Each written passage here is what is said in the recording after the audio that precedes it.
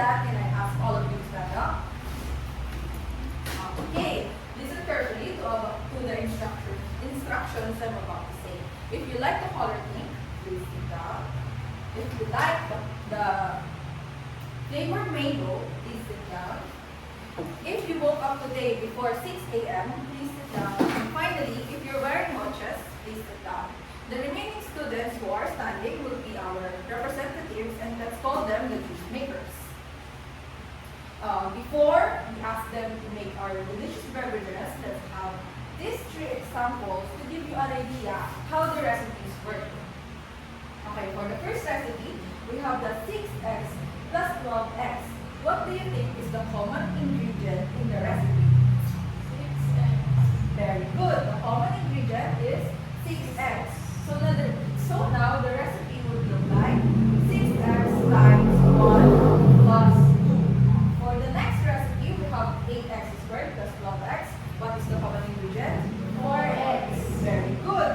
Now that common ingredient is x and 4x, the new recipe would look like 4x times 2x plus 3. For the last item, before we proceed, we have 10y plus 15y. The common ingredient is 5y. Very good. The common ingredient is 5y. So now the recipe would look like 5y times 2 plus 3. Very good. Now I would be calling the 3 representatives to help us answer these questions. You don't have to go here in front, you just have to stand in your seat. So, the first recipe asks us to add 3x plus 4y. Since it has 2 different variables, we will be using 2 different fruits. So, that's how the pineapple and the orange. If we add 3 slices of oranges to this mixing bowl, what do you think would the common ingredient be? We have 3 slices of oranges, then 4 slices of pineapples. Okay. Can I call our first juice maker, Miss Jaira? What do you think would the common factor be? There is no common factor in that example because we use 2 fruits, different 2 fruits. Very good. Let's see if this answer is correct. This box will be revealing the correct answer. Do you see any common ingredient? None. So, Jaira's answer is correct. For the next recipe, we are asked to add 2x squared plus 5x. Let's use this mango for this recipe.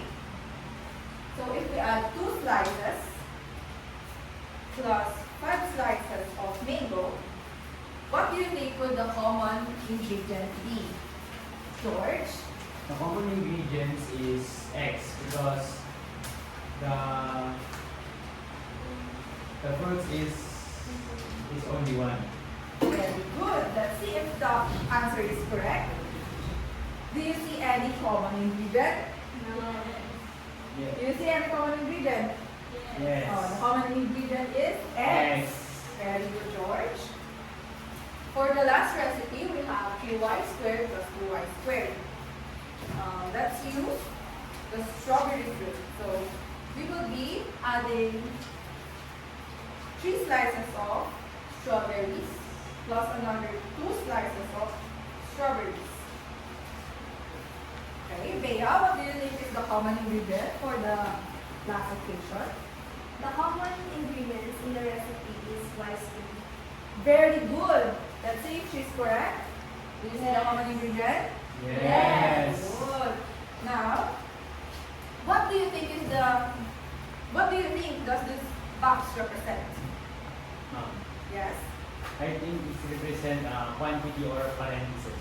Very good observation. Additionally, these fruits or the common ingredients used are called factors. And interestingly, factoring is like finding the common part of a recipe. It makes math faster and easier. Having said that, we will now be talking about polynomials with a common monomial factor today.